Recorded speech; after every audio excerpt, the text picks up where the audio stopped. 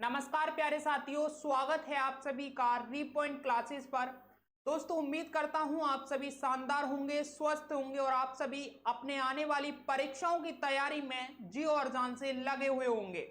प्यारे साथी, मैंने आप सभी से प्रॉमिस किया था कि भाई मैं अपने रीपॉइंट क्लासेस यूट्यूब चैनल पर बिल्कुल फ्री ऑफ कॉस्ट आपको जीके जीएस का प्रैक्टिस सेशन स्टार्ट कराने वाला हूं। तो प्यारे साथियों, आज से वो जीके जीएस का प्रैक्टिस सेशन स्टार्ट होने जा रहा है और ये प्रैक्टिस सेशन आपको डेली मिलने वाला है। चाहे आप किसी भी एग्जाम की तैयारी कर रहे हो, जैसे एसएससी का किसी भी एग्जाम की तैयारी आप कर रहे हो, चाहे रेलवे के किसी भी एग्जाम की आप तैयारी कर रहे हो, चाहे स्टेट लेवल आप किसी भी एग्जाम की तैयारी कर रहे हो, ये प्रैक्टिस सेशन आपके लिए भैया रामबाण साबित होगा। और 100% मैं आपसे कह रहा हूं कि ये प्रैक्टिस सेशन आपके लिए रामबाण साबित होगा। जिस दिन आपके एग्जाम होते चले जाएंगे उस दिन मैं आकर आपके सामने एक एक स्क्रीनशॉट आपको दिखाने वाला हूं। अब ऐसा मैं क्यों कह रहा हूं, क्योंकि भैया इस पर मैंने काफी ज्यादा मेहनत की है, क्योंकि एक एक क्वेश्चन मैं खुद अपने हाथों से तैयार कर रहा हूं। और क्वेश्चन तो तैयार कर ही रहा हूं, लेकिन जो क्वेश्चंस का आपके सामने पोस्टमार्टम कराने वाला हूं उसे देखकर आप भी कहेंगे कि भैया हमें मजा आ गया। जीके जीएस अब हम कहीं से नहीं पढ़ेंगे, सिर्फ आपके सिवाय। ठीक है, तो चलिए भैया हो जाइए तैयार मेरे साथ में जीके जीएस पढ़ने के लिए। ये सेशन डेली आपको भैया 10 AM यानी कि डेली सुबह, ठीक है, 10 बजे आपको मिला करेगा। किसी भी एग्जाम की तैयारी आप कर रहे हो या आपका फ्रेंड कर रहा हो, सभी को बुला लेना है सुबह 10 बजे। ठीक है, सभी को आना है सुबह 10 बजे। और ये प्रैक्टिस सेशन ऐसे लेना है जैसे कि आपकी कोई मेडिसिन चल रही हो। आपको ये 10 बजे सेशन भूलना नहीं है। अगर आपने भूल गए भैया ये सेशन लेना, तो आपके एग्जाम में गड़बड़ हो जाएगी। तो वो गड़बड़ से बचना है तो आपको डेली भैया 10 बजे ये प्रैक्टिस सेशन लेना ही होगा। तो चलिए भैया स्टार्ट करते हैं आज के इस शानदार सेशन को। लेकिन उससे पहले अभी तक जो नए साथियों ने रीपॉइंट क्लासेस को सब्सक्राइब नहीं किया है तो एक बार सब्सक्राइब कर लेंगे, बेल आइकन को प्रेस कर लेंगे, ताकि आपको हमारी क्लासेस की और अपडेटेड वीडियोस की नोटिफिकेशन सबसे पहले मिलती रहे। स्टूडेंट्स, मैं आपके लिए बताऊं भैया, थोड़ी सी एक जानकारी और मुझे आपको देनी है।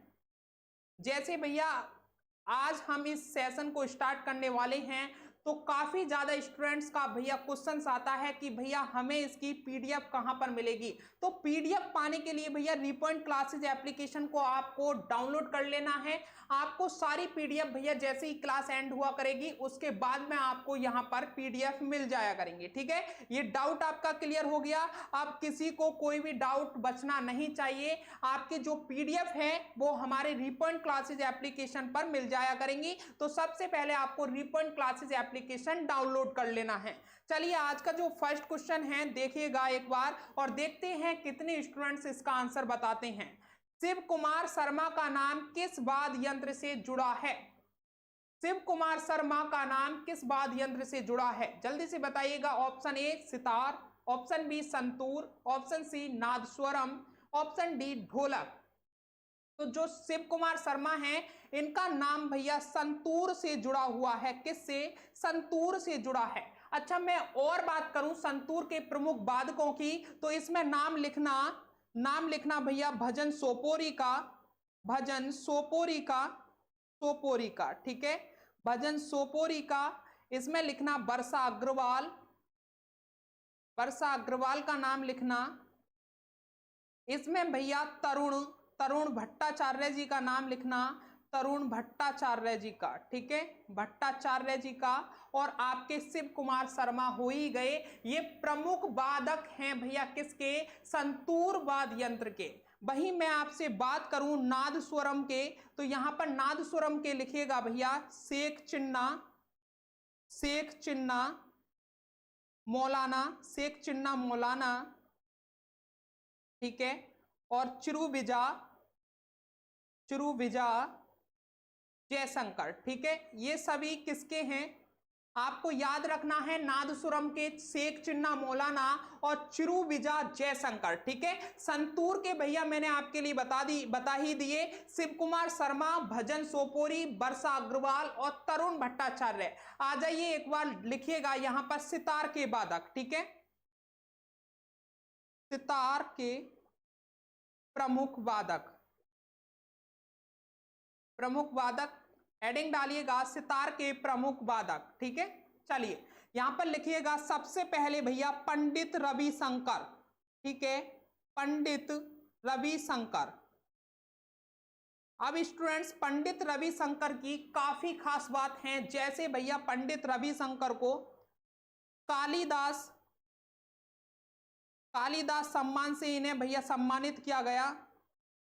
कब सम्मानित किया गया था इन्हें? 1987 से 1987-88 में इन्हें कालिदास सम्मान से सम्मानित किया गया। उसके बाद में इन्हें संगीत अकादमी, ठीक है, संगीत नाटक अकादमी पुरस्कार से सम्मानित किया गया। ठीक है, और ये कब किया गया था? 1962 में भैया। इसके बाद में लिखिएगा यहां पर पद्म भूषण से, ठीक है, पद्म भूषण से इन्हें सम्मानित किया गया। पद्म भूषण से इन्हें कब सम्मानित किया गया? 1967 में।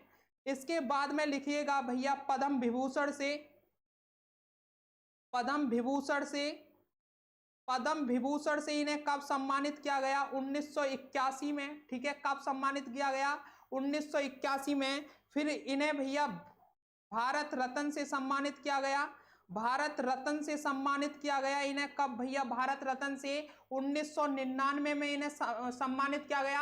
और रेमन मैग्सेसे अवार्ड से इन्हें भैया 5 बार इन्हें सम्मानित किया गया। ठीक है, रेमन मैग्सेसे अवार्ड को इन्हें 1992 में मिला और ग्रैमी अवार्ड से इन्हें 5 बार सम्मानित किया गया। ये सारी बातें पंडित रविशंकर से भैया काफी इनके भैया ये सम्मान आपको याद रखने हैं पंडित रविशंकर के। और पंडित रविशंकर की ये खास बात है, इसलिए पंडित रविशंकर का आपको नाम भूलना नहीं है। ये कई एग्जाम में पूछा गया है कि सितार के प्रमुख वादक इनमें से कौन है, एक नाम पंडित रविशंकर का दिया होता है। ठीक है, ये क्वेश्चंस भी जितने मैंने लिखवाए हैं, कालिदास सम्मान, इसमें से आपसे पूछ सकता है कि पंडित रविशंकर को कालिदास सम्मान कब मिला था? तो 1987 या 88 में इन्हें भैया कालिदास सम्मान मिला था। ठीक है, पूछ सकता है पंडित रविशंकर को संगीत नाटक अकादमी कब मिला था? तो 1962 में मिला था। यहां पे ही सितार के प्रमुख वादक और लिखिएगा, मैं आपके लिए लिखवा देता हूं, विलायत खान। ठीक है, एक नाम और लिखिएगा विलायत खान। ठीक है, दूसरा नाम लिखिएगा उमाशंकर, उमाशंकर, दूसरा नाम उमाशंकर। और तीसरा नाम लिखिएगा निखिल बनर्जी का, निखिल बनर्जी का। ठीक है, ये क्या है भैया? ये प्रमुख सितार वादक हैं। ठीक है, पंडित रविशंकर, विलायत खान, उमाशंकर, निखिल बनर्जी। आपसे इनमें से एक नाम देकर पूछा जा सकता है कि बताइए इनमें से प्रमुख सितार वादक कौन हैं। तो पंडित रविशंकर के बारे में आपको इंपॉर्टेंट बातें याद रखनी है, इनको कौन कौन सा पुरस्कार कब दिया गया था, और भैया सितार के प्रमुख वादक कौन हैं। तो विलायत खान है, उमाशंकर है, निखिल बनर्जी हैं, पंडित रविशंकर जी हैं। ठीक है, ये भैया हमने यहां से क्वेश्चन स्टार्ट किया था, शिव कुमार शर्मा का नाम किस वाद्य यंत्र से जुड़ा हुआ है। देखो, सितार के हमने प्रमुख वादक पढ़ लिए, संतूर के हमने प्रमुख वादक पढ़ लिए और ये पूरा क्वेश्चन कर लिया। नादस्वरम के हमने प्रमुख वादक पढ़ लिए, शेख चिन्ना मौलाना, चिरुविजा जयशंकर। ठीक है, ये सारे भैया किसके हैं? ये नादस्वरम के हैं। ये सभी बातें आपको याद रखनी है, जो इंपॉर्टेंट है, जो आपके एग्जाम में आ सकता है, उन्हें भैया टारगेट कर कर मैं चलता चलूंगा। ठीक है, चलिए स्टूडेंट्स आगे बढ़ते हैं भैया, नेक्स्ट क्वेश्चन देखते हैं। कोणार्क नृत्य उत्सव भारत के किस राज्य में मनाया जाता है? जल्दी से बताइएगा, कोणार्क नृत्य उत्सव भारत के किस राज्य में मनाया जाता है? जो कोणार्क नृत्य उत्सव है वो भारत के ओडिशा राज्य में मनाया जाता है। कहां पर? ओडिशा राज्य में मनाया जाता है। अच्छा, ओडिशा राज्य के मैं और कुछ प्रमुख नृत्य महोत्सव की बात करूं तो लिखिएगा छऊ। ठीक है, ये छऊ यहाँ का ओडिशा का प्रमुख नृत्य है। ठीक है, धानु जात्रा लिखिएगा, धानु जात्रा लिखिएगा। ठीक है, राजा परवा लिखिएगा, राजा परवा।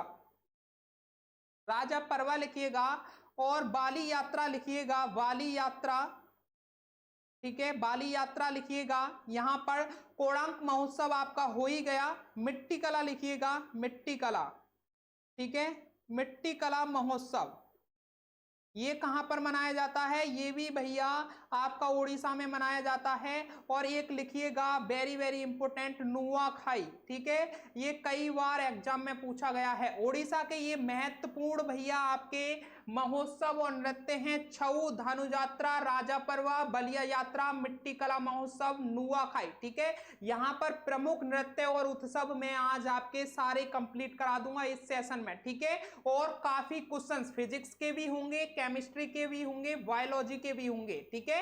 आपके पूरा पॉलिटी, जियोग्राफी, इकोनॉमी इसी प्रैक्टिस सेशन में आज आपको देखने को मिल जाएगा। चलिए अब बात करें कर्नाटक की, ठीक है, कर्नाटक के और देख लेते हैं कर्नाटक के कुछ इंपोर्टेंट महोत्सव। जैसे लिखिएगा हम्पी महोत्सव। हम्पी महोत्सव कहाँ का है भैया? हम्पी महोत्सव कर्नाटक का है। पट्टाकल, ठीक है, पट्टा डाकल भैया कहाँ का है? ये भी कर्नाटक का है। कंबाला की बात करूं मैं, कंबाला कहाँ का है? तो ये भी भैया कंबाला भी कहाँ का है? कर्नाटक का है। करगा कहाँ का है? करगा कर्नाटक का है। और एक और लिखिएगा उगादी, उगादी कहाँ का है? ये भी कर्नाटक का है, ठीक है। तो यहाँ पर दो राज्यों के मैंने आपको नृत्य महोत्सव उत्सव याद करा दिए हैं। एक बार देखिएगा कर्नाटक का हम्पी महोत्सव, पट्टा डाकल, और भैया आपका करगा, कंबाला और उगादी, ठीक है। ओडिशा का देखिएगा छऊ, कोणार्क नृत्य, धनु यात्रा, राजा परवा, बाली यात्रा, मिट्टी कला महोत्सव, नुआखाई। चलिए आगे बढ़ते हैं स्टूडेंट्स। नेक्स्ट देखिएगा झारखंड के लिखवाता हूं अब मैं आपको, झारखंड के, ठीक है, हेडिंग डालिएगा झारखंड, झारखंड के। तो झारखंड के लिखिएगा भैया सरहुल कहाँ का है? सरहुल महोत्सव कहाँ का है? झारखंड का है, ठीक है। मुंडा, मुंडा उराव कहाँ का है? ये भी झारखंड का है। और ये भैया आपका जो सरहुल कहाँ का है? ये भैया झारखंड का है। और जो सरहुल है ये मुंडा तथा हो जनजातियों द्वारा मनाया जाता है। किसके द्वारा बनाया जाता है? सरहुल मुंडा तथा हो जनजातियों द्वारा बनाया जाता है। नेक्स्ट लिखिएगा इसमें, ये सरहुल के बारे में आप समझ गए। सरहुल जो पर्व है, सरहुल यहाँ का झारखंड का जो महोत्सव है, ये मुंडा और हो जनजातियों द्वारा मनाया जाता है। चलिए नेक्स्ट लिखिएगा भैया, सरहुल हो गया भक्ता पर्व, भक्ता पर्व कहाँ का है? ये भी झारखंड का है। यहाँ पर लिखिएगा फगुआ, फगुआ कहाँ का है? झारखंड का है। चांडी पर्व कहाँ का है? चांडी पर्व भी भैया झारखंड का है। सोहराय कहाँ का है? सोहराय, सोहराय भैया झारखंड का है। टुसू कहाँ का है? टुसू, टुसू भैया झारखंड का है। जितिया कहाँ का है? लिखिएगा जितिया, जितिया कहाँ का है? तो जितिया भी मेरे प्यारे साथी आपका झारखंड का है। और हल, हल पुण्या कहाँ का है? हल पुण्या झारखंड का है। मुंडा केला कहाँ का है? मुंडा केला कहाँ का है भैया? झारखंड का है। और धनवनी कहाँ का है? ये भी झारखंड का है, ठीक है। अब लिखिएगा एक और ऑप्शन इसमें दिया गया था राजस्थान। हमने कर्नाटक कर लिया, झारखंड कर लिया, राजस्थान और कर लेते हैं, ठीक है। राजस्थान, यहां पर हेडिंग डालिएगा राजस्थान, राजस्थान लिखिएगा स्टूडेंट्स। राजस्थान का गणगौर, गणगौर उत्सव भैया बेहद इंपोर्टेंट है, कई बार एग्जाम में पूछा गया है। मोमासार भैया, मोमासार कहाँ का है? मोमासार राजस्थान का है। पुष्कर मेला लिखिएगा, पुष्कर मेला कहाँ का है? ये भी राजस्थान का है। बूंदी उत्सव कहाँ का है? बूंदी उत्सव भैया ये भी राजस्थान का है, बूंदी उत्सव। इधर देखिएगा भैया चंद्रयागा कहाँ का है भैया? ये भी राजस्थान का है, चंद्रयागा उत्सव, ठीक है।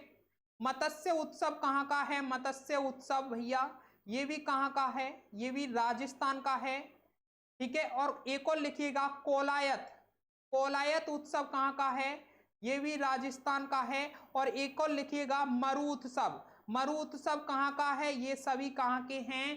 राजस्थान के हैं, ठीक है। गणगौर उत्सव, मोमासार, पुष्कर मेला, बूंदी उत्सव, मत्स्य उत्सव, ठीक है, कोलायत उत्सव और मरु उत्सव। ठीक है, ये सभी पीडीएफ आपको कहां पर मिलेंगी? तो ये सभी पीडीएफ आपको हमारे 3 पॉइंट क्लासेस एप्लीकेशन पर आपको मिल जाएंगे। चलिए नेक्स्ट देखिएगा, 3 Modi government new search of communalism पुस्तक के लेखक कौन है? Modi government new search of communalism पुस्तक के लेखक कौन है? जल्दी से बताइएगा। प्रणब मुखर्जी हैं, जसवंत सिंह हैं, या फिर भैया सीता राम येचुरी हैं, या एमजे अकबर हैं? कौन है? जल्दी से बताइएगा, जल्दी से बताइएगा कौन है?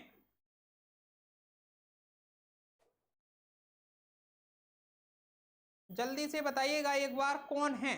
ठीक है, तो Modi government new search of communalism के पुस्तक भैया सीताराम येचुरी हैं। कौन है? सीताराम येचुरी। चलिए नेक्स्ट देखते हैं भैया, मैं कुछ आपके लिए पुस्तक और उनके लेखक लिखवा रहा हूं। ठीक है, लिखिएगा जयदेव।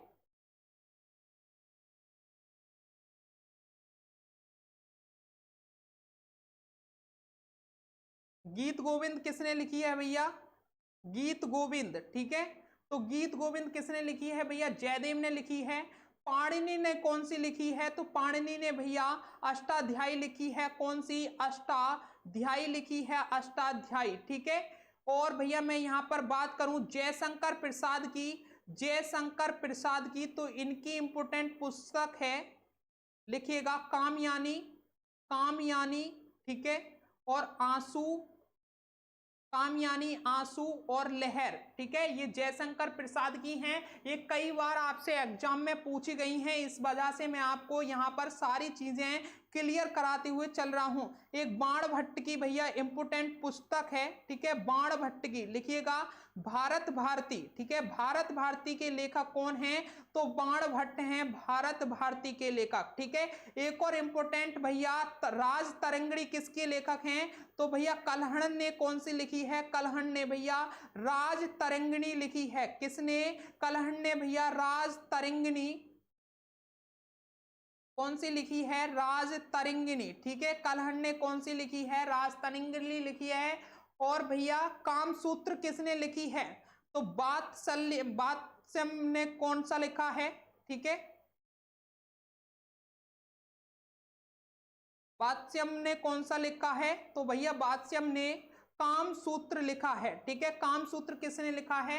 बात्स्यम ने लिखा है। ठीक है, जयदेव ने क्या लिखा है? गीत गोविंद लिखा है। पाणिनि ने अष्टाध्यायी लिखा है। जयशंकर प्रसाद ने कामयानी, आंसू, लहर लिखा है। बाण भट्ट ने भारत भारती लिखा है। कलहण ने राज तरंगिणी लिखा है। बात्स्यम ने कामसूत्र लिखा है। ये इंपोर्टेंट पुस्तक हैं जो आपको मैं 5 से 6 पुस्तक डेली लिखाने वाला हूं। ठीक है, आज की ये पुस्तक हो गई, कल और कुछ लिखाएंगे। ठीक है, चलिए बताइएगा 2011 की जनगणना के अनुसार निम्नलिखित में से कौन भारत का सबसे अधिक आबादी वाला महानगरीय शहर है?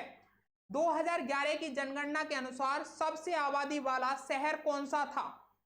क्वेश्चन का कहना है 2011 की जनगणना के अनुसार ऐसा कौन सा शहर था जिसमें सबसे अधिक आबादी थी? तो भैया ऐसा शहर था मुंबई, महाराष्ट्र का मुंबई शहर। मैं वही बात करूं सबसे कम आबादी वाला, ठीक है, आबादी वाला शहर। ठीक है, तो सबसे कम आबादी वाला शहर कौन सा था 2011 की जनगणना के अनुसार? भैया कपूरथला था। कौन सा था? कपूरथला था। और ये कपूरथला कहां पर है? पंजाब में है। कहां पर? पंजाब का शहर है कपूरथला। ठीक है, कहां का? पंजाब का शहर है कपूरथला। ठीक है, क्लियर। चलिए आगे बढ़ते हैं। नेक्स्ट क्वेश्चन है, भारत के किस राज्य में नटजली उत्सव मनाया जाता है? नटजली उत्सव किस राज्य में मनाया जाता है? जल्दी से बताइएगा, भारत के किस राज्य में नटजली उत्सव मनाया जाता है? तो भैया जो नटजली उत्सव है वो तमिलनाडु के चिदम्बरम में मनाया जाता है। कहां पर? तमिलनाडु के चिदम्बरम में। तो इसका ऑप्शन राइट हो जाएगा, ऑप्शन बी तमिलनाडु। यहां पर लिख दे रहा हूं मैं चिदम्बरम में। ठीक है, चिदम्बरम में ये बनाया जाता है, चिदम्बरम में, तमिलनाडु के। तमिलनाडु के मैं आपको और बताऊं भैया कुछ प्रमुख उत्सव, तो लिखिएगा पोंगल। ठीक है, ये जो पोंगल उत्सव है भैया ये 4 दिन मनाया जाता है, 4 दिन। अब इसके 4 दिन के नाम हैं कौन कौन से? लिखिएगा, एक भेंगी पोंगल है, भेंगी पोंगल। ठीक है, भेंगी पोंगल। दूसरा भैया इसमें है सूर्य पोंगल, सूर्य पोंगल। तीसरा इसमें है मट्टू पोंगल, मट्टू पोंगल, ठीक है। और चौथा है कन्या पोंगल, कन्या पोंगल, ठीक है। ये 4 दिन भैया आपका पोंगल मनाया जाता है, पोंगल उत्सव ये 4 दिन मनाया जाता है तमिलनाडु में। अब इसके कुछ और इंपोर्टेंट भैया आपके उत्सव हैं, जैसे लिखिएगा जल्लीकट्टू। जल्लीकट्टू भी कहां पर मनाया जाता है? जल्लीकट्टू भी भैया आपका तमिलनाडु में मनाया जाता है, ठीक है। आपका थाईपुसम कहां मनाया जाता है? थाईपुसम, थाईपुसम भैया कहां मनाया जाता है? ये भी तमिलनाडु में मनाया जाता है। तो ये तमिलनाडु के हो गए, ठीक है। यहां पर आइएगा, मैं आपको लिखवाता हूं, गोवा के लिखिएगा। गोवा के प्रमुख उत्सव सेंट फ्रांसिस भैया कहां का है? सेंट फ्रांसिस, सेंट फ्रांसिस लिखिएगा। जेपियर पर्व लिखिएगा, जेपियर पर्व,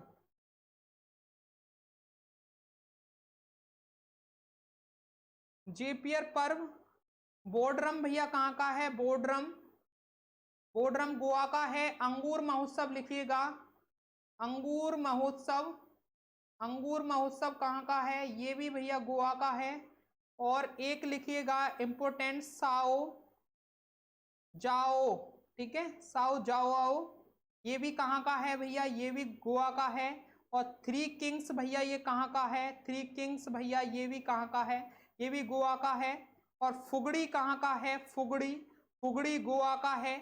कुनवी कहां का है? कुनवी भैया गोवा का है, कुनवी, ठीक है। और एक और लिखिएगा सिग्मो, ठीक है, सिग्मो कहां का है? ये भी गोवा का है, ठीक है। यहां पर लिखिएगा उत्तर प्रदेश के, उत्तर प्रदेश के आपको लिखवा देता हूं, उत्तर प्रदेश के, ठीक है। उत्तर प्रदेश के लिखिएगा कुंभ मेला कहां पर लगता है? कुंभ मेला, तो ये भैया उत्तर प्रदेश में लगता है। और उत्तर प्रदेश में कहां कहां पर लगता है? प्रयागराज में लगता है।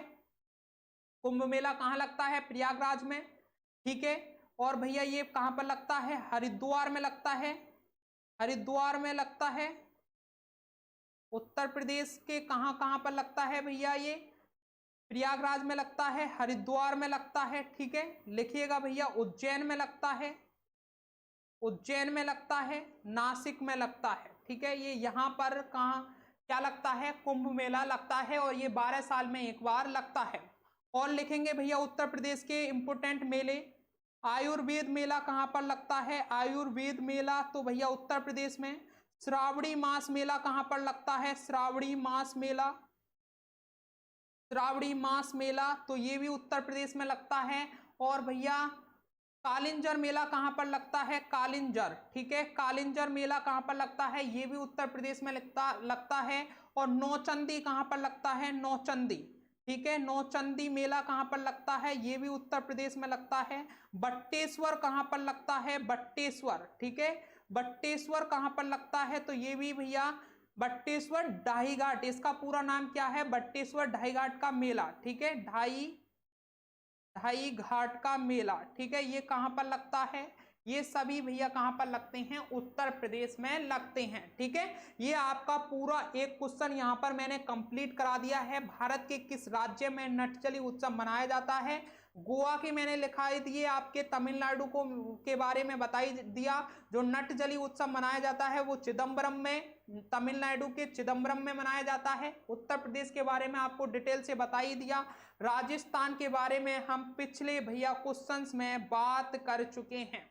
स्टूडेंट्स आज मैं ले रहा था ऑफलाइन क्लास, ऐसे ही जैसे आपकी कमेंट आ रही है, इस कमेंट से मुझे याद आया आज मैं अपने कोचिंग सेंटर में भैया ऑफलाइन क्लास ले रहा था। एक तो मैं बहुत बिजी रहता हूँ, उस ऑफलाइन क्लास में प्रैक्टिस सेशन ही चल रहा था। प्रैक्टिस सेशन कराते कराते भैया एक लड़का कहता है कि सर कितनी और मेहनत करनी पड़ेगी हमें सरकारी नौकरी के लिए।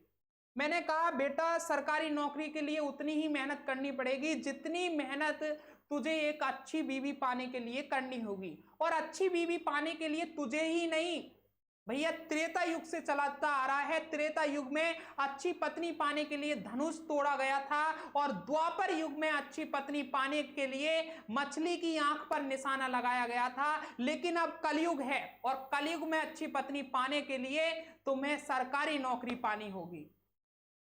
तो भैया सरकारी नौकरी पा लीजिए, तभी आपको अच्छी पत्नी मिलेगी। और सरकारी नौकरी तुम्हें पता ही है कैसे मिलने वाली है। सरकारी नौकरी भैया आपको मेहनत से मिलेगी और मेहनत आपको करनी ही होगी। मेहनत कैसे करनी है? सुबह 10 बजे आपको मेरे साथ जुड़ना है और सुबह 10 बजे आकर आपको बस कानों में ईयरफोन लगाकर मेरे साथ में सुनते चला जाना है। जो जो मैं आपको बोलता चलूं, जो जो मैं आपको लिखवाता चलूं, ठीक है? बस इतना करना है। अगर आपको सरकारी नौकरी चाहिए और एक अच्छी और सुथरी बीवी चाहिए तो चलिए प्यारे साथियों कंटिन्यू करते हैं अपने सेशन को, ठीक है? चलिए, ये सारी चीजें आपकी क्लियर हो गई, ठीक है? चलिए नेक्स्ट क्वेश्चन है हमारा, 2011 की जनगणना के अनुसार भारत का जो लिंगानुपात था लगभग कितना था? जो 2011 की जनगणना थी उसके अनुसार जो भारत का लिंगानुपात था वो कितना था? तो स्टूडेंट जो भारत का लिंगानुपात था ना 2011 की जनगणना के साथ, वो था प्रति 1000 पुरुषों पर 940 महिलाएं, यानी 1000 पुरुष और 940 महिलाएं। वही मैं बात करूं तो आपसे ये क्वेश्चन भी तो पूछा जा सकता है कि बताइए 2011 की जनगणना के अनुसार सबसे ज्यादा लिंगानुपात किस राज्य में था? तो भैया मैं राज्य की बात करूं, राज्य की बात, ठीक है? राज्य की बात, और राज्य की बात में सबसे ज्यादा, ठीक है? सबसे ज्यादा, तो सबसे ज्यादा लिंगानुपात किसमें था भैया? केरल में था। किसमें था? केरल में था। और भैया कितना था? 1000 पुरुषों पर भैया 1084 महिलाएं, ठीक है? कितना? 1000 पुरुषों पर 1084 महिलाएं। इतना लिंगानुपात किसका था? केरल राज्य का था 2011 की जनगणना के अनुसार। दूसरा क्वेश्चन आपसे यह पूछा जा सकता है, राज्य की ही बात करें तो हम सबसे कम, ठीक है? सबसे कम आपका लिंगानुपात का क्वेश्चन बनता है, सबसे कम लिंगानुपात किस राज्य में, ठीक है? तो सबसे कम था प्यारे साथी 2011 के अनुसार हरियाणा का, ठीक है? किसका? हरियाणा का। मैं बताऊं आपका हरियाणा का कितना था? तो 1000 पुरुषों पर 879 महिलाएं, ठीक है? कितना?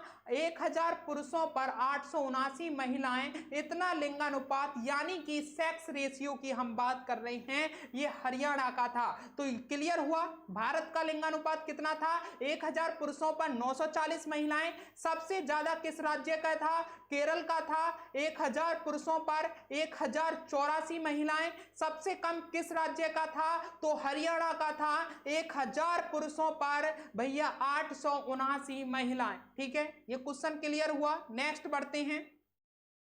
ओडिसी नृत्य शैली मूल रूप से किस राज्य से संबंधित है? आ जाइए, इसका बड़े अच्छे तरीके से भैया पोस्टमार्टम करेंगे।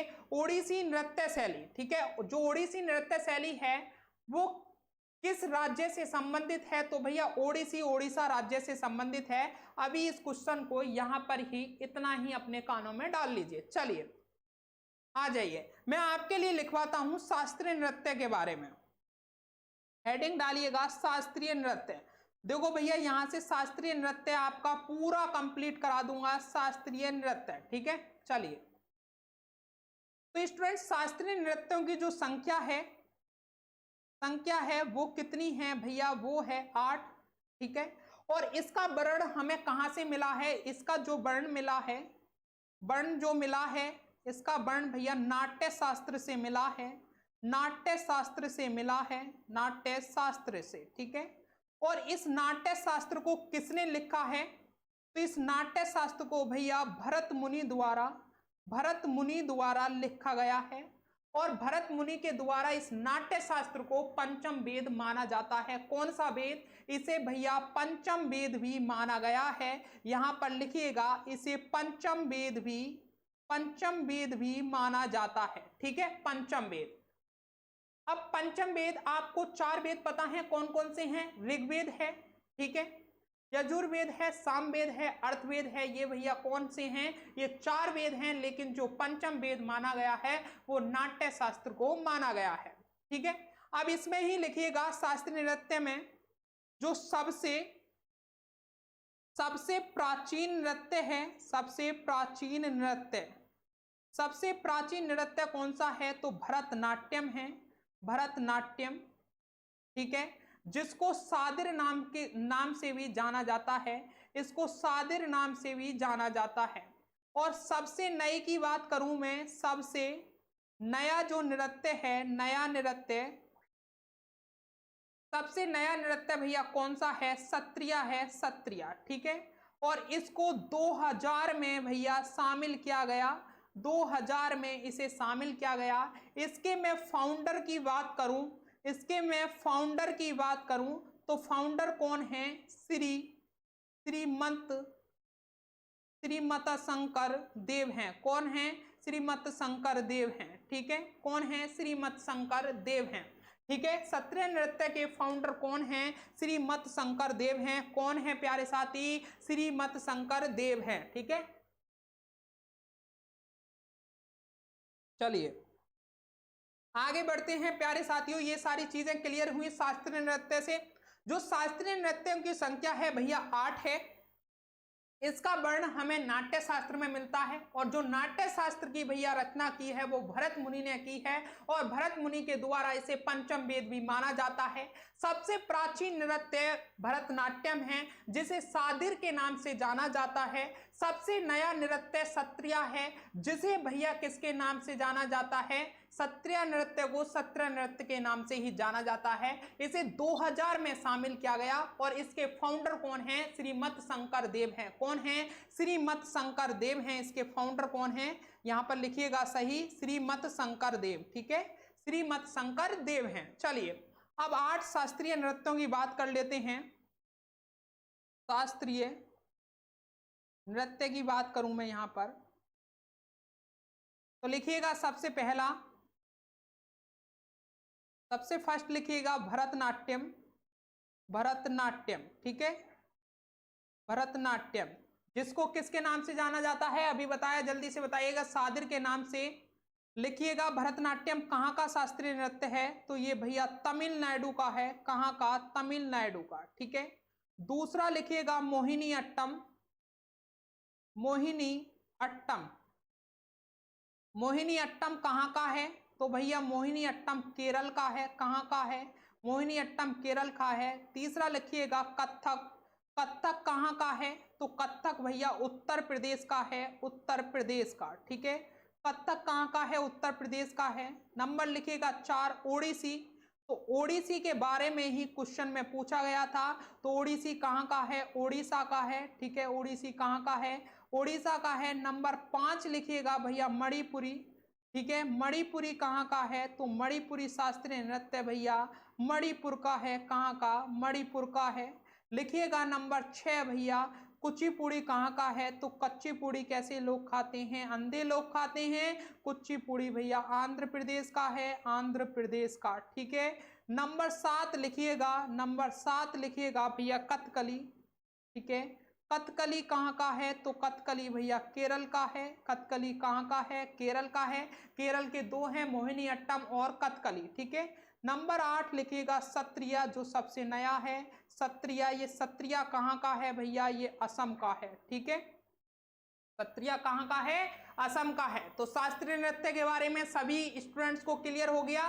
शास्त्रीय नृत्य कितने हैं? 8 हैं। भरतनाट्यम तमिलनाडु का, मोहिनी अट्टम केरल का, कथक उत्तर प्रदेश का, ओडिसी ओडिशा का, मणिपुरी मणिपुर का, कच्चीपुड़ी आंध्र प्रदेश का, कथकली केरल का, और भैया सत्रिया असम का है। ठीक है, ये क्वेश्चन क्लियर? तो जल्दी से एक बार कमेंट बॉक्स में कहेंगे कि सर मजा आ गया। ऐसे प्रैक्टिस सेशन आपको डेली लाने होंगे। अगर आप मुझे भैया विश्वास दिखाते हो, आप मुझ पर विश्वास रखते हो, तो मैं ऐसी कड़ी मेहनत करने के लिए डेली आपके सामने तत्पर रहूंगा। ठीक है, चलिए नेक्स्ट क्वेश्चन है, निम्नलिखित में से कौन सा मानक साधन है जिसके द्वारा भारत में चुनाव कराए जाते हैं। निम्नलिखित में से कौन सा मानक साधन है जिसके द्वारा भारत में चुनाव कराए जाते हैं? तो ऑप्शन डी राइट हो जाएगा भैया, ऑप्शन डी राइट हो जाएगा, इलेक्ट्रॉनिक वोटिंग मशीन, ईवीएम, यानी इसको क्या कहते हैं? ईवीएम के द्वारा भारत में भैया चुनाव कराए जाते हैं। जल्दी से बताइएगा, ईवीएम को सबसे पहले भारत में किस राज्य में लाया गया था और कब लागू किया गया था? ये दो क्वेश्चन आज के आपके लिए मैंने छोड़े हैं, ठीक है। चलिए नेक्स्ट क्वेश्चन है, गिद्धा नृत्य शैली किस राज्य से संबंधित है? जो गिद्धा नृत्य शैली है वो किस राज्य से भैया संबंधित है? तो प्यारे साथी सभी को पता होना चाहिए, पंजाब राज्य से गिद्धा नृत्य शैली भैया आपकी संबंधित है, ठीक है। पंजाब की और नृत्य देखिएगा, होला मोहल्ला कहां का है? होला, आज इस पूरे भैया जो प्रैक्टिस सेशन है मैंने टारगेट रखा है कि आपका जो नृत्य का जो टॉपिक है, नृत्य उत्सव महोत्सव का ये जो टॉपिक है इसको पूरा कवर करा दूं और बाकी के जो आपके टॉपिक हैं उन्हें भी कवर कराता चलूंगा, ठीक है। तो लिखिएगा होला मोहल्ला, होला मोहल्ला कहां का है भैया? ये पंजाब का है। बैसाखी कहां का है? बैसाखी, तो बैसाखी भैया कहां का है? पंजाब का है। और बैसाखी को ही खालसा, खालसा पंथ के नाम से भी जाना जाता है, ठीक है, खालसा पंथ के नाम से। गुरु पर्व कहां का है? तो गुरु पर्व भी भैया पंजाब का है। और लोहड़ी कहां का है? लोहड़ी भैया ये कहां का है? ये भी पंजाब का है। जो बेसिकली लोहड़ी नृत्य है, जो लोहड़ी महोत्सव है, ये लोहड़ी महोत्सव भैया फसल कटाई के लिए मनाया जाता है पंजाब में, ठीक है। चलिए हरियाणा की ओर देखिएगा, हरियाणा के मैं आपको लिखवा दूं, ठीक है। हरियाणा के लिखिएगा Pinjore, Pinjore heritage, Pinjore heritage, Pinjore heritage कहां का है? हरियाणा का है। गुग्गा नंबी कहां का है? गुग्गा नवमी कहां का है? ये हरियाणा का है, गुग्गा नंबी, ठीक है। सूरज कुंड कहां का है? सूरज कुंड कहां का है भैया? सूरज कुंड भैया हरियाणा का है। और एक और लिखिएगा गुग्गा, गुग्गा पीर कहां का है? गुग्गा पीर भी भैया कहां का है? हरियाणा का है। इधर भैया उत्तराखंड के देखिएगा, उत्तराखंड के भैया फूल देई, फूल देई कहां का है भैया? उत्तराखंड का है। होला भैया, होला कहां का है? ये भैया उत्तराखंड का है। और एक और लिखिएगा घी महोत्सव कहां का है?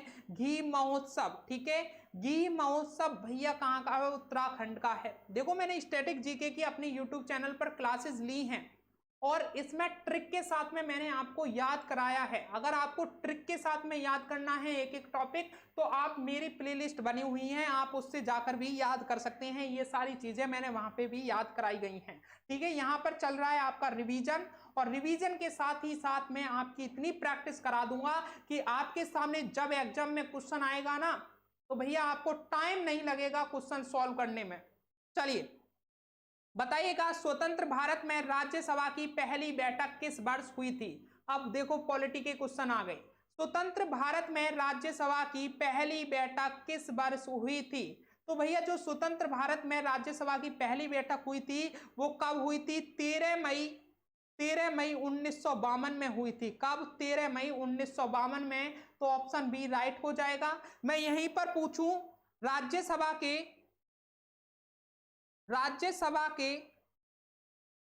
पहले अध्यक्ष, ठीक है, पहले अध्यक्ष कौन थे? पहले अध्यक्ष कौन थे? यही मैं पूछूं, राज्यसभा के पहले उपाध्यक्ष, उपाध्यक्ष, ठीक है, कौन थे? जल्दी से बताइएगा। राज्यसभा के पहले अध्यक्ष और राज्यसभा के पहले उपाध्यक्ष कौन थे? जल्दी से बताइएगा। ये दो क्वेश्चन आपके लिए, राज्यसभा के पहले अध्यक्ष और राज्यसभा के पहले उपाध्यक्ष के बारे में जल्दी से बताइएगा, ठीक है। जब तक हम नेक्स्ट क्वेश्चन देखते हैं, निम्नलिखित में से किस संशोधन द्वारा 6 से 14 वर्ष की आयु के सभी बच्चों को निःशुल्क और अनिवार्य शिक्षा को मौलिक अधिकार बनाया गया था? जल्दी से बताइएगा।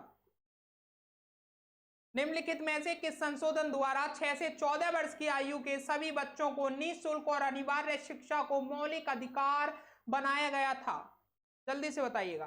तो भैया 86वां जो संशोधन था, जो 86वां संशोधन था उसके द्वारा 6 से 14 वर्ष की आयु के सभी बच्चों को निःशुल्क और अनिवार्य शिक्षा का मौलिक अधिकार बनाया गया था। और ये अधिनियम कब आया था? ये अधिनियम भैया 2000 में भैया आया था। 2002 में ये अधिनियम आया था, ठीक है। लेकिन 2002 में इस 86वें संविधान संशोधन में एक आर्टिकल जोड़ा गया था जिसका नाम था आर्टिकल 21। क्या नाम था? आर्टिकल 21 भैया ये जोड़ा गया था, ठीक है, ये जोड़ा गया था, ठीक है। इन संशोधन को लागू करने के लिए, इस संशोधन को लागू करने के लिए भैया 4 अगस्त 2009 में निःशुल्क और अधिनियम आरटीई को भैया पारित किया गया था। क्या भैया?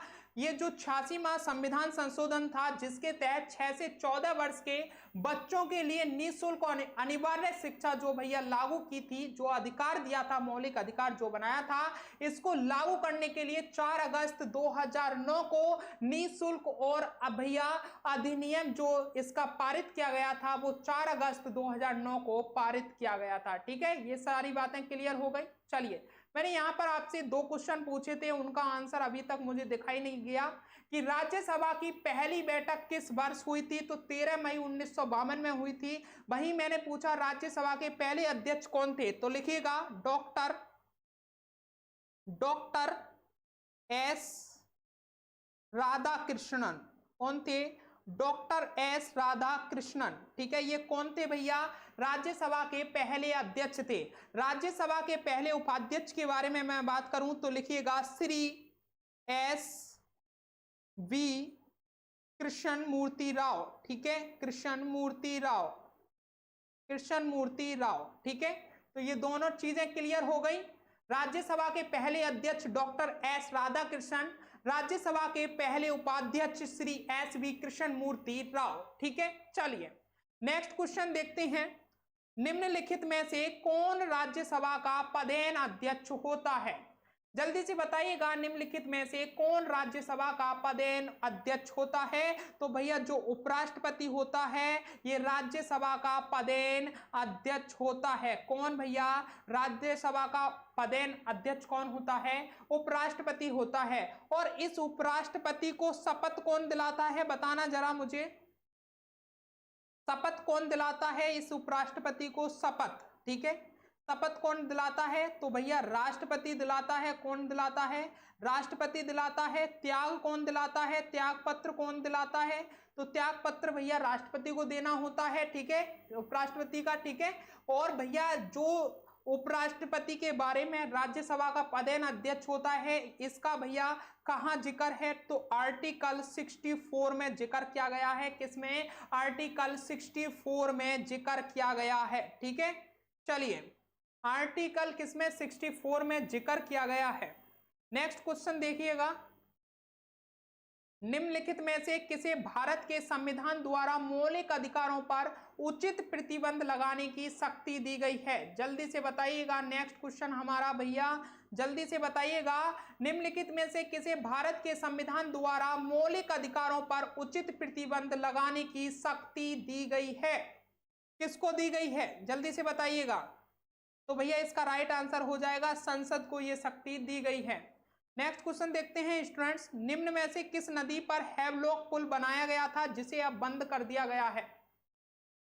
हैवलॉक पुल किस नदी पर बनाया गया था? तो भैया गोदावरी नदी पर हैवलॉक भैया जो पुल था वो बनाया गया था। और ये हैवलॉक पुल भैया कहां पर है? ये आंध्र प्रदेश में है, ठीक है। कहां पर है? आंध्र प्रदेश में है, आंध्र प्रदेश में। इसकी अगर मैं लंबाई की बात करूं तो 2950 मीटर या फिर 9680 फुट, ठीक है। कितना? 9680 फुट इसकी ये क्या है? इतना लंबा है, ठीक है। और इसे 1997 में इसे बंद कब कर दिया गया? 1997 में इस भैया पुल को बंद कर दिया गया, हैवलॉक पुल को, ठीक है। 1997 में इसे बंद कर दिया गया। और ये आंध्र प्रदेश के राजमुंद्री में भैया हैवलॉक पुल पड़ता है, ठीक है। चलिए, निम्नलिखित में से कौन एक ज्वारीय बंदरगाह है? ज्वारीय बंदरगाह कौन सा है निम्नलिखित में से? बताइएगा विशाखापत्तनम बंदरगाह है, तूतीकोरिन बंदरगाह है, कांडला बंदरगाह है, चेन्नई बंदरगाह है। तो भैया जो कांडला बंदरगाह है यही ज्वारीय बंदरगाह है और ये कहां पर है? गुजरात के, लिखिएगा, गुजरात के कच्छ जिले में है। गुजरात के कच्छ जिले में भैया, कच्छ जिले में क्या है? कांडला बंदरगाह है। मैं बात करूं विशाखापत्तनम की, तो विशाखापत्तनम को भैया बिजाक के नाम से भी जाना जाता है। किसके नाम से? बिजाक के नाम से। और ये कहां पर है? आंध्र प्रदेश में है। कहां पर है? आंध्र प्रदेश में विशाखापत्तनम बंदरगाह है। ठीक है। तूतीकोरिन की मैं बात करूं तो तूतीकोरिन बंदरगाह कहां पर है? तो तमिलनाडु में है, तमिलनाडु में। ठीक है, तमिलनाडु में। ठीक है, तूतीकोरिन तमिलनाडु में, तूतीकुड़ी जिले में स्थित है। तमिलनाडु के तूतीकुड़ी जिले में भैया तूतीकोरिन बंदरगाह स्थित है। चेन्नई बंदरगाह चेन्नई में है, सभी को पता है। चलिए, कांगड़ा और कुल्लू घाटी भारत के किस राज्य में स्थित हैं? जो कांगड़ा और कुल्लू घाटी है ये भारत के किस राज्य में स्थित हैं? तो भैया ये हिमाचल प्रदेश में स्थित हैं। कहां पर? हिमाचल प्रदेश में स्थित हैं। ठीक है।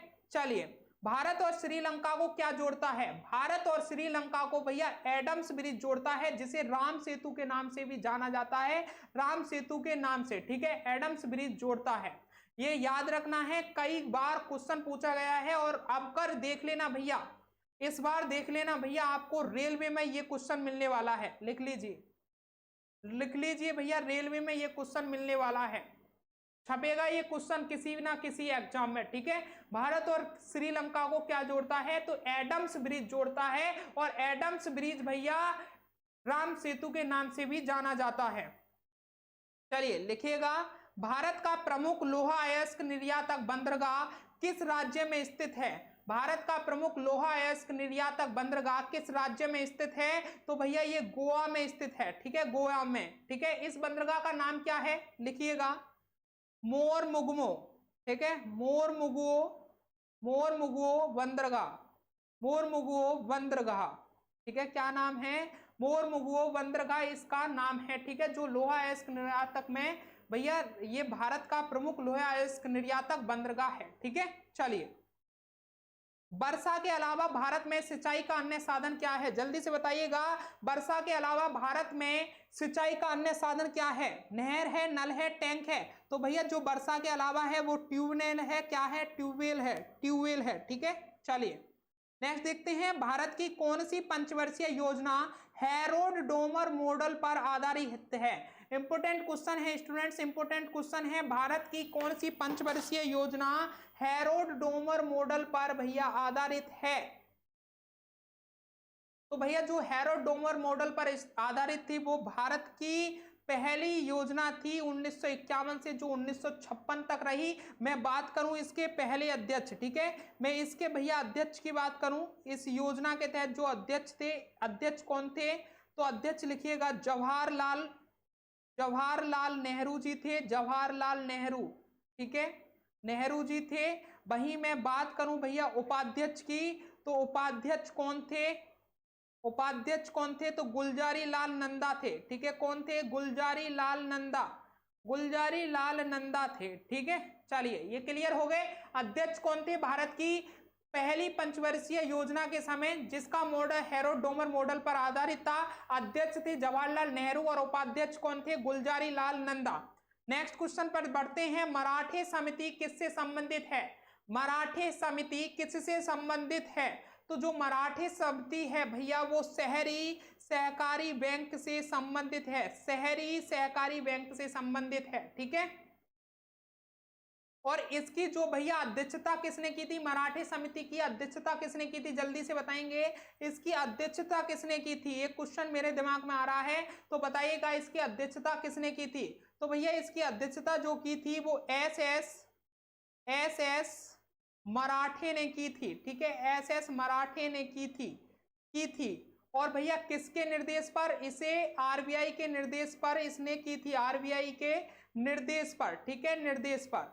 और इसकी जो पहली रिपोर्ट आई थी, शहरी सहकारी बैंक की पहली जो रिपोर्ट आई थी, लिखिएगा, पहली जो रिपोर्ट आई थी जो पहली रिपोर्ट आई थी वो 1983 में आई थी। कब? 1983 में इसने अपनी पहली रिपोर्ट पेश की थी। ठीक है, पेश की थी। ये सभी टॉपिक आपको याद रखने हैं, ये सभी पॉइंट आपको याद रखने हैं, आपके एग्जाम के लिए बेनिफिट हैं। ठीक है, आपके एग्जाम में ये किसी ना किसी भैया शिफ्ट में आपसे पूछे जा सकते हैं, जो आपको अलग से लिखवाए जा रहे हैं।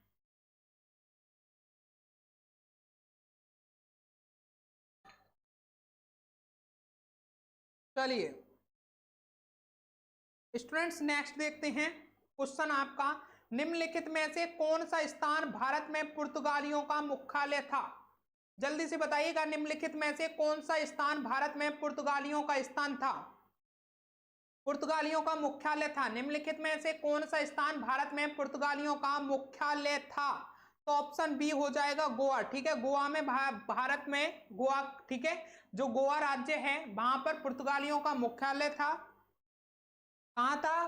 गोवा में था। और सबसे पहले भारत में कौन आए थे? जल्दी से बताइएगा, सबसे पहले भारत में कौन आए थे? तो पुर्तगाल से भारत में आने वाले सबसे पहले भैया कौन थे? यूरोपीय पुर्तगाल थे। ठीक है, यूरोपीय पुर्तगाल थे। और सबसे पहले कौन आए थे? तो लिखिएगा यहाँ पे 17 मई 1948 को पुर्तगाल से भैया, पुर्तगाल से वास्को द गामा, ठीक है, वास्को द गामा भारत के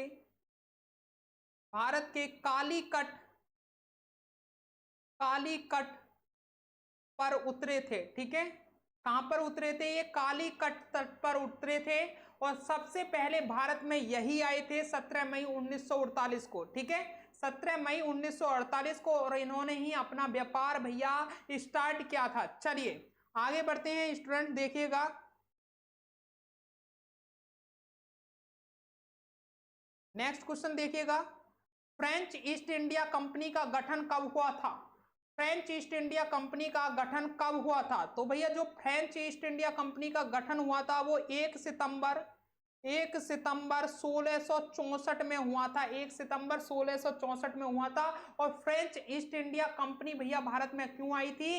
ये भैया अपना व्यापार बढ़ाने के लिए आई थी, एक दूसरे देशों के साथ में व्यापार करने आई थी। भारत और दूसरे देशों के बीच में ये व्यापार फैलाने के लिए फ्रेंच ईस्ट इंडिया कंपनी आई थी। और इसका गठन जो भारत में हुआ था भैया वो 1 सितंबर 1664 में हुआ था। ठीक है, निम्नलिखित में से किस यूरोपीय ने भारत में सबसे पहले अपना व्यापार फैलाया था? भैया तो सभी को याद रखना है, पुर्तगालियों ने फैलाया था। सबसे पहले कौन आया था? तो पुर्तगाली ही आए थे। 17 मई 1948 को वास्को द गामा भैया भारत में सबसे पहले आए थे।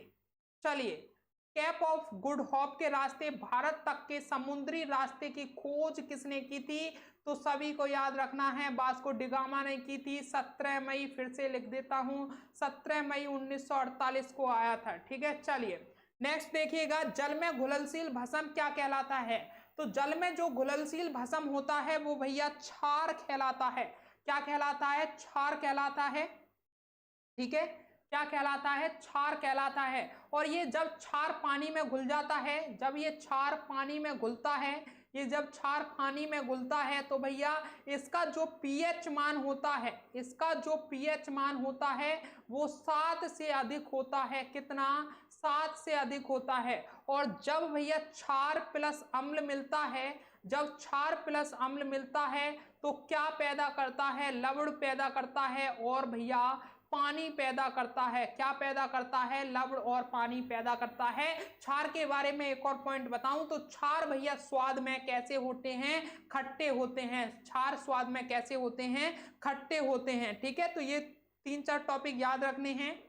क्षार पानी में जब मिलता है तो इसका पीएच मान जो होता है वो 7 से अधिक होता है। और क्षार प्लस अम्ल को अगर मिलाया जाता है तो लवण और पानी हमें मिलता है। ठीक है, चलिए पोटेशियम तत्व का प्रतीक क्या है? जल्दी से बताइएगा, इनमें से पोटेशियम तत्व का प्रतीक क्या है?